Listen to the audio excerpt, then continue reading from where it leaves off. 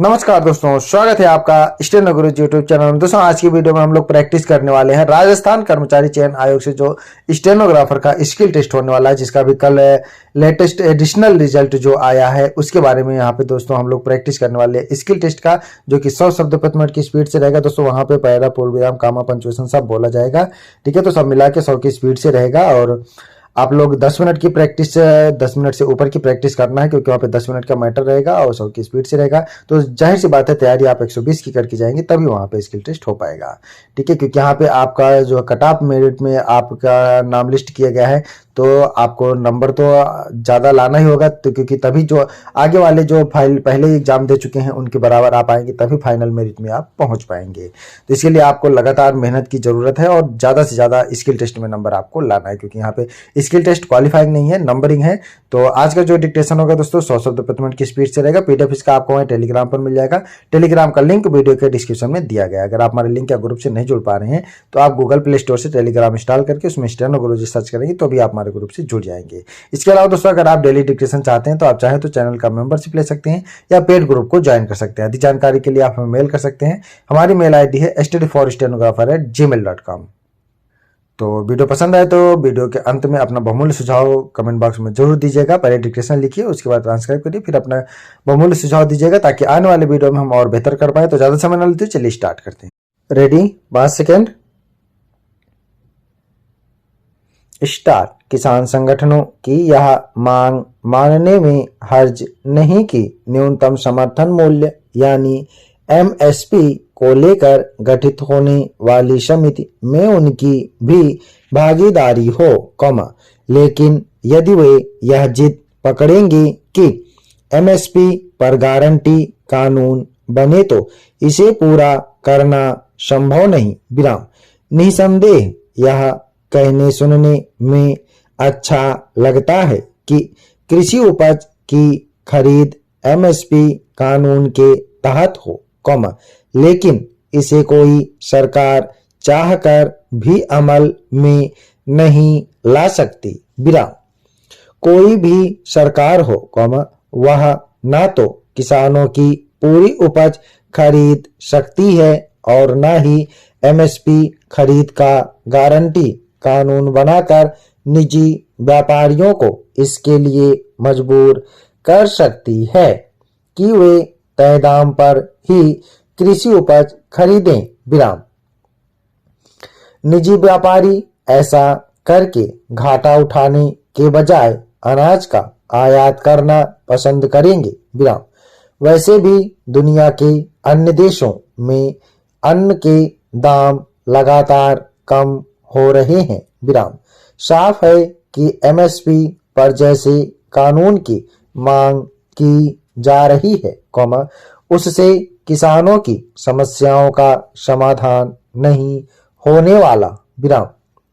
कानून बन भी जाए तो सरकार पूरा अनाज खरीद पाने में सक्षम नहीं होगी और निजी व्यापारी उसे खरीदने के लिए आगे नहीं आएंगे, विराम। अंततः नुकसान किसानों का ही होगा, विराम, पैरा। इसकी अनदेखी नहीं की जा सकती कि किसान फसल चक्र में परिवर्तन के लिए तैयार नहीं, विराम। वे जरूरत से ज्यादा गेहूं और धान की पैदावार कर रहे हैं, विराम। देश के पास इतना अधिक चावल है, जो पूरी दुनिया को खिलाने के लिए पर्याप्त है, विराम। एमएसपी पर गारंटी कानून बनाने की मांग कर रहे किसान नेताओं को यह भी समझना होगा कि सरकार पहले से ही जरूरत से ज्यादा अनाज की खरीदारी करने को मजबूर है, विराम। जब सरकारी खरीद से अनाज के गोदाम भरे पड़े हों, तब सरकार के लिए बिना जरूरत अन्न की खरीदारी संभव नहीं, विराम।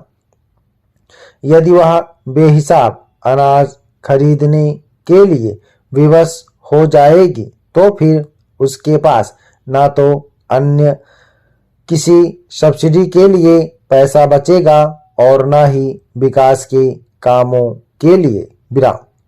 सरकार पहले ही अनाज खरीद में अपनी सामर्थ्य से अधिक सब्सिडी दे रही है। विराम। जब अन्न खरीद की मौजूदा सब्सिडी पर ही विश्व व्यापार संगठन को आपत्ति है, तब फिर यदि किसी मजबूरी में उसे बढ़ा भी दिया जाए तो अनाज का निर्यात करना मुश्किल हो जाएगा। विराम। किसान नेता पहले ही अपनी जिद से 86% किसानों के हितों की बलि ले चुके हैं। विराम। अब उन्हें जमीनी हकीकत को समझकर विवेकपूर्ण फैसला करना होगा। विराम। वे ना तो बाजार की नियमों की अनदेखी कर सकते हैं और ना ही इस तथ्य की कि किसी भी उत्पाद के अच्छे दाम तभी मिलते हैं, जब बाजार में उसकी मांग होती है। विराम। पैरा। प्रधानमंत्री नरेंद्र मोदी द्वारा 3 कृषि कानूनों को वापस लेने की घोषणा करने और करतारपुर कॉरिडोर को पुनः खोले जाने से यह प्रकाश पर्व विशेष बन गया। विराम। किसानों और कृषि सेक्टर के कल्याण की चिंता करने वाले सभी लोग इस ऐलान का जरूर स्वागत करेंगे। विराम। यह देश में पिछले कई महीनों से बने हुए अशांत माहौल को भी शांत करेगा। विराम। जिसे देखकर हम सब दुखी होते रहे हैं। विराम। प्रधानमंत्री मोदी के निर्णय ने यह साबित कर दिया है कि वह जनमत की आवाज को सुनते हैं। विराम। कृषि कानूनों को वापस लेने के लिए ना तो उन्होंने कोई शर्त रखी और न ही कोई समय सीमा, बल्कि एक साथ खत्म करने का दृढ़ फैसला लिया। विराम। याद रखें, प्रधानमंत्री ने खुद इसकी घोषणा की है। विराम। किसी दूसरे को यह जिम्मेदारी नहीं दी, जबकि वह किसी अन्य को भी इसकी घोषणा करने के लिए कह सकते थे या फिर संसद में इसे वापस लेने की बात कहलवा सकते थे। विराम। इससे साफ होता कि यह कदम उन्होंने बिना किसी राजनीतिक लाभ हानि को ध्यान में रखकर उठाया है। विराम। इसे प्रधानमंत्री के झुकने या कमजोरी के रूप में नहीं देखा जाना चाहिए। लोकतंत्र में लोगों की बातों को सुनने से बढ़कर और कुछ भी नहीं होता है। विराम। जो इसके आधार पर फैसला करता है वही असली नेता होता है। विराम। पैरा। कृषि कानूनों का जब से विरोध शुरू हुआ था तभी से समाज में एक प्रकार की कटुता बढ़ रही थी। विराम। यह देश के लिए सही नहीं था। विराम। देश के दुश्मन इसे अवसर के रूप में देखने लगे थे। विराम। पाकिस्तान जैसे देश भारत के खिलाफ अपने छद्म युद्ध को आगे बढ़ाने के लिए देशभक्त किसानों के कंधे का इस्तेमाल करने की रणनीति बना रहे थे। विराम। प्रधानमंत्री के इस एक कदम ने उनके कुटिल मंसूबों को ध्वस्त कर दिया है। विराम। पैरा। व्यापक स्तर पर देखा जाए तो यह समय राजनीति करने का नहीं है, विशेष रूप से तब जब मामले किसानों से संबंधित हों। विराम। हमारे किसान ही हमारे देश के अन्नदाता हैं। विराम। इसलिए मैं सभी लोगों से यह आग्रह करता हूं कि अपनी राजनीति को आगे बढ़ाने के लिए शिक्ष आस्था का प्रयोग नहीं करें। विराम। इस संदर्भ में हमें पिछली सदी के 9वें दशक की यादों और उनसे मिले घावों को याद करना होगा। विराम।